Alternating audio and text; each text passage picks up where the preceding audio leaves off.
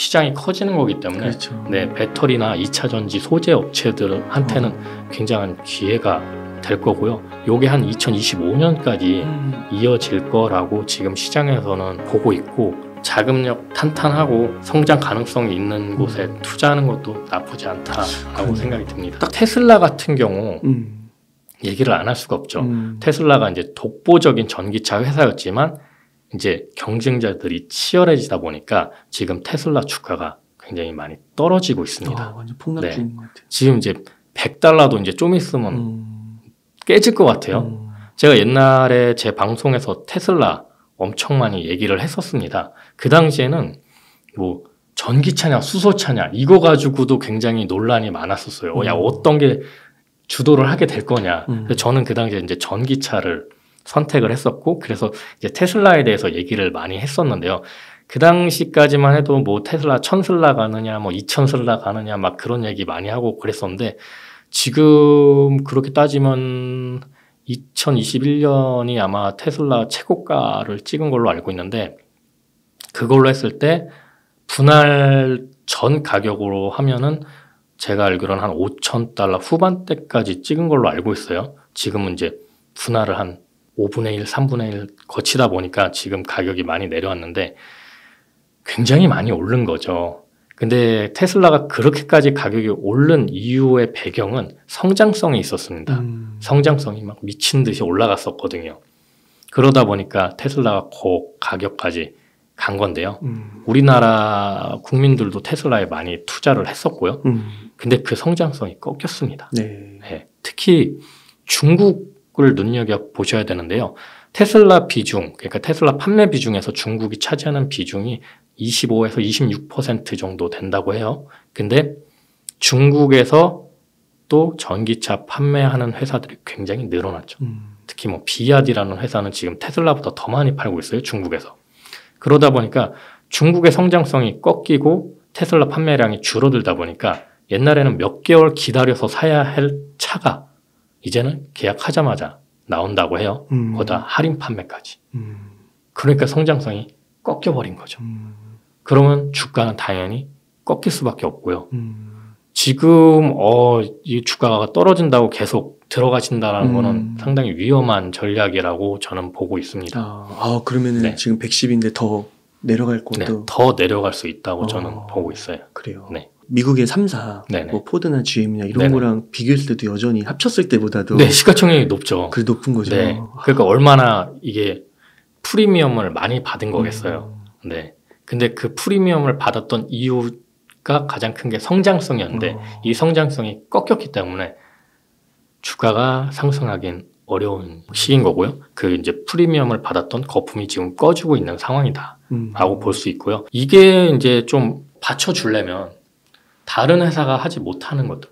사실 전기차는 청소기업체 다이슨도 만들려고 시도를 했었어요. 그러니까 전기차 만드는 기술이 그렇게 고급 기술은 아니기 때문에 어느 회사라든지 자본력과 기술이 되면은 뛰어들 수 있는 시장인데, 전기차 만드는 기술이 아니고 만약에 자율주행에서 독보적인 또 기술을 만든다거나 아니면 이제 전기차를 뛰어넘어서 새로운 사업에서 뭔가 독보적인 위치를 만들게 된다면 테슬라가 이제 또 다른 위치를 만들 수 있을 거예요. 근데 당분간은 그런 것들이 보이지 않죠. 그러니까 뭐 최근에는 이제 로봇도 발표를 했잖아요. 근데 좀 상당히 어설펐어요. 네, 상당히 좀 어설펐고 이제 그런 시도들을 테슬라가 아직은 많이 하고 있는데 또 다른 면목으로는 또 이 머스크 형님이 헛발질을 또 하셨죠. 트위터 인수.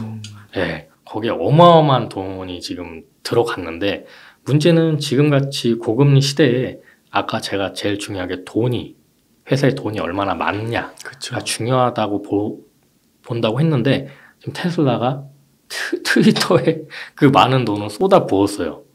그러다 보니까 이게 딱 겹쳐서 지금 테슬라에 굉장히 악재가 되고 있고요. 이 악재는 아마 내년에도 계속 이어질 거라고 저는 생각을 하고 있습니다. 근데 많은 분들이 아니 그러면 전기차 테슬라 주가 이렇게 떨어지는데 왜 2차 전지를 좋게 보느냐라고 의아하게 보실 수 있는데 맞아요. 이게 잘 생각하셔야 돼요. 테슬라는 경쟁이 치열해져서 떨어지는 거지 전기차 시장이 나빠진다라는 게 아닌 거거든요. 경쟁 업체들이 그렇죠. 예. 뭐 예를 들면 경쟁이 치열해진다는 건 그 시장이 활성화된다라는 뜻이에요. 그러면 그 시장이 활성화되면 거기에 대한 전반적인 소재 업체들이나 그런 업체들은 굉장히 수혜가 그렇죠. 크죠. 그러니까 경쟁하는 입장에서는 이거 굉장히 어려울 수도 있겠다 생각은 들지만 거기에 소재를 대는 업체들은 경쟁이 치열해질수록 시장이 커지는 거기 때문에 그렇죠. 네, 배터리나 2차 전지 소재 업체들한테는 굉장한 기회가 될 거고요. 요게 한 2025년까지 이어질 거라고 지금 시장에서는 보고 있고, 그래서 이제 리튬 가격만 보더라도 향후 2년도 채 안 되는 기간 동안 10배가 올랐어요.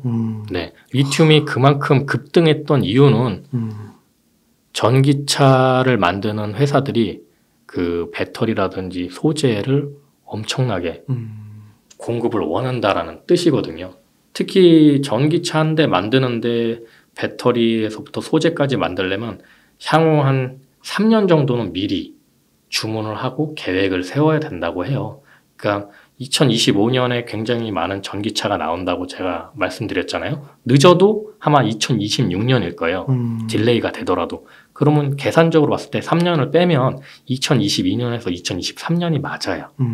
그러다 보니까 지금 이제 폭증이 된 거죠. 주문 폭증이 일어나다 보니까 리튬 가격, 뭐 니켈 가격은 고공행진을 했었던 거고, 요즘에는 이제 조금 이제 시장이 과열됐다고 해서 리튬 가격이 내려오고는 있지만 그래도 수요는 굉장히 클 거기 때문에 2023년에도 여전히 주도주로서 2차 전지가 이어갈 것으로 2022년에 이어서 2023년에도 계속 이어갈 거라고 저는 보고 있습니다. 네. 그렇죠. 소재 기업 입장에서는 뭐 테슬라에 팔든 GM에 팔든 현대에 팔든 팔면 되는 거니까. 네, 그렇죠. 더군다나 가장 중요한 거는 또 그런 분들 있어요. 중국이 배터리 1위 아니야? 소재 1위 아니야? 근데 미국에서 막았어. 네, 인플레이션 감축법으로 중국 걸 막았죠. 그러다 보니까 중국이 1위 했던 중국을 막으면 얘네들은 내수 시장에서만 팔 수밖에 없어요. 그러면 그 나머지 해외 시장은 누가 가져가느냐? 한국이죠. 그 수혜를 아까 말씀해 주신 대로 한국, 대만 이런 그렇죠. 기업들이 수혜를 입는다고 했는데 일본 그중에 이제 2차 전지가 특별히 또 그렇게 되는 거예요. 2차 전지는 중국 다음에 한국이거든요. 그렇기 때문에 한국이 그 수혜를 입을 수밖에 없고요. 내년 상반기에는 유럽판 인플레이션 감축법이 발효가 될 걸로 지금 얘기가 나오고 있어요. 그러다 보니까 유럽마저도 중국을 제외시킨다면은 미국과 유럽 시장 전기차는 이제 한국산 배터리나 소재가 채울 수밖에 없는 상황이 되는 거죠. 네. 그 여담으로 아까 앞으로 한 3년, 2025년까지는 이 배터리 시장 좋다고 보셨잖아요. 네네네. 그러면은 매도를 2025년이라고 딱 생각하면 2024년 정도에 팔아야 되는 건가요? 뭐 매도라는 게 자기가 목표한 가격에 오면은 그게 뭐 2023년에 와도 파셔도 되죠. 네, 그 매도 가격은 본인이 뭐 재무제표라든지 매출, 그 성장성 이런 걸 따져보시고 내가 뭐 10,000원에 샀는데 나는 20,000원이면 난 충분해. 그러면 내일 그 가격에 오면 그 가격에 파셔도 되는 거예요. 네, 그렇기 때문에 그 성장성은 사실 저는 2025년까지 보고는 있지만 그 매출하고 영업이익에 따라 또 주가가 그대로 움직이는 건 아니거든요. 만약에 그대로 움직이면 다 그런 회사에 투자하면 되죠. 예, 주식이라는 건 뭐 생물 같아서 뭐 여러 가지 변수들에 의해서 움직이기 때문에 자기가 목표한 가격이 오면 저는 내일이라도 언제든 하시는 걸 하셔도 된다고 생각이 듭니다. 또 그 전기차 시장을 2030년까지 이렇게 보셔가지고 장기적으로 10년 동안 모아가도 좋다고 이렇게 얘기하시는데 2030년까지도 바라볼 수 있죠. 그래요. 근데 그게 이제 성장 속도가 아무래도 좀 처음엔 폭발적으로 가다가 좀 둔화될 수 있잖아요. 그러면 그때는 아무래도 주가의 상승 속도도 둔화될 가능성이 둔화될 수도 있죠. 네. 왜냐하면 성장성이라는 게 초반에는 폭발적으로 늘어나더라도 그래도 어느 정도 폭발력이 있으면 또 조정이 있고 그다음 또 다시 2차 폭발력이 있고 이런 시기가 있거든요. 이제 그런 거는 이제 그때그때 시장 상황에 따라 대응을 해야겠죠. 네. 그러면은 그 레오님께서는 네. 이런 성장하는 시장 속에서 일단 성숙된 산업에서 좋은 기업을 살 수도 있고 싸게 살 수도 있잖아요. 지금 같은 경우 예를 들면 삼성전자 같은 경우는 그 굉장히 싼 가격으로 할인된 가격으로 들어갈 수 있는데 뭐 디램 시장은 뭐 거의 포화가 왔다 이런 식으로 얘기는 하잖아요. 근데 2차 전지 사업은 앞으로 시장 자체가 또 되게 엄청 커지는데 신생 기업들도 많고 작은 기업들이 많잖아요. 이런 경우에는 어디를 좀 더 선호하세요? 저는 일단 섹터 자체가 변모하는 기업을 상당히 좋아하거든요. 그래서 제가 전에 영상에서도 말씀드린 두 종목이 있었는데 포스코 케미칼이라든지 그 다음에 미래나노텍이라는 회사가 있었어요. 예를 들면 뭐 미래나노텍 같은 회사는 평광필름, LCD 평광필름을 만들던 회사였지만 뭐 거기에서는 글로벌 1위예요. 근데 갑자기 신성장 동력으로 2차 전지 섹터를 정했고 이제 수산화 리튬 분쇄 가공업을 하는 미래 첨단 소재라는 기업을 인수를 했단 말이에요. 그럼 섹터 자체가 완전 변화하는 거거든요. 디스플레이에서 1위 하는 업체에서 2차 전지 소재 업체로 변모를 하는 거란 말이에요. 그럼 시장에서는 이 회사를 아직도 디스플레이 업체로 인식을 하고 있는 상황인 거죠. 그래서 매출이 2차 전지 쪽으로 늘어나면 늘어날수록 이 종목은 2차 전지 소재주로 변모가 일어나게 될 거예요. 그럼 가치적인 상황이 굉장히 커지게 되겠죠. 그래서 저는 지금 미래나노텍을 상당히 좋게 보고 있고요. 그 다음에 포스코 케미칼 같은 경우에는 국내에서 유일하게 양극재와 음극재를 동시에 생산을 하고 있어요. 그러니까 음극재 시장은 아직 양극재 시장보다는 작기는 하지만 그래도 미래 성장성을 봤을 때 굉장히 크게 보고 있거든요. 음극재도요? 네, 음극재도. 그 혹자는 음극재는 기술력이 그렇게 필요가 없다고 양극재만큼. 기술력이 필요 없다고 하지만은 그래도 기술력이 필요합니다. 왜냐하면 양극재를 아무리 높게 개발을 한다고 해도 음극재 기술력이 따라오지 않으면요. 그러겠네요. 어차피 다 같이 들어가서 이게 종합이 되는 거니까. 그러니까 지금은 뭐 흑연을 많이 쓰는데요. 앞으로는 이제 실리콘을 대체를 할 거라고 그래요. 지금 이제 실리콘을 한 7%, 8% 정도 섞어서 쓰는데 요 비율이 높아지면 높아질수록 성능이 굉장히 기하급수적으로 늘어나게 돼요. 밀도가 늘어나는 거죠. 이 기술을 이제 한국이 굉장히 기술 개발을 하고 있고요.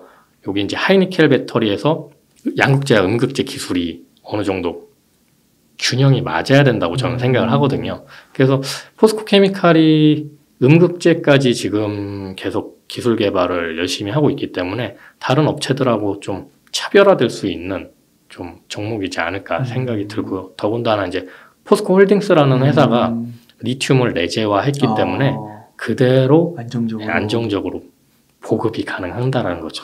그 포스코 케미칼이 주가 흐름이 너무 좋더라고요. 물론 좀 조정을 받긴 하는데 제일 좋았던 것 같아요. 네, 포스코 케미칼 앞으로도 흐름이 좋을 거라고 생각이 들고요. 더군다나 이제 포스코 계열사 자체가 자금력이 굉장히 탄탄해요. 그래서 아까 제가 얘기한 것처럼 기업의 돈이 얼마나 많냐.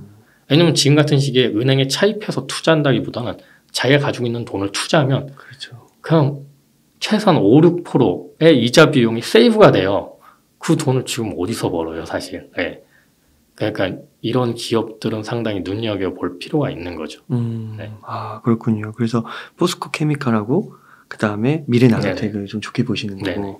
그러면은 그 LG 엔솔이나 뭐 SK 온이나 뭐 삼성 SDI 이런 기업들은 어떻게 좀 보세요? 그래도 더 크잖아요, 시총적으로는. 이미 이제 많이 오른 상황이고요. 그래도 아마 더 상승 여력은 있습니다. 그러니까 뭐 예를 들면 제가 얘기한 종목들은 블루칩이 아닌 거죠. 예, 옐로칩 정도? 예, 요 기업들은 블루칩이죠. 그러니까 블루칩이 움직이는 구간은 이제 크진 않아요. 예, 그렇다 보니까 이제 꾸준하게 올라갈 수 있다라고 생각은 들지만 이제 그 밑에서 이제 포스코 케미칼 같은 경우에는 다른 업체들보다 좀 늦게 시작은 했지만 그 모 회사의 자본력과 기술력을 이어받아서 지금 열심히 이제 성장을 이루고 있기 때문에 이제 그런 성장성에서 조금 다른 기업들보다 높게 볼 수 있는 거죠. 아, 약간 유망한 중고등학생 그렇죠. 이렇게 그렇죠. 뭐든지 키워가는 느낌? 네. 미래의 대통령이 될 수 있는. 그러니까 뭐 예를 들면 대학생 취직해야 졸업반 애들보다는 중고등학생들한테 조금 투자를 해서 더 좋은 쪽으로 갈 수 있는 방향성이 더 좋지 않을까 저는 생각이 들고요.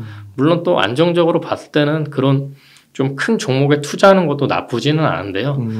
지금 같은 시기에 자금력 탄탄하고 그래도 조금 성장 가능성이 있는 곳에 투자하는 것도 나쁘지 않다라고 생각이 듭니다. 딱 들었을 때도 포스코케미칼은 든든한 뭐 부모님이 그렇죠. 지원을 해주는 것 같아서, 그리고 또 거기에만 딱 주력하니까 이게 또 약간 섞이면 또 좋은 점도 있지만 또 섞이면은 또 그게 좀 약간 디스카운트 되는 면도 있잖아요. 그렇구나, 주력을 하는 거군요.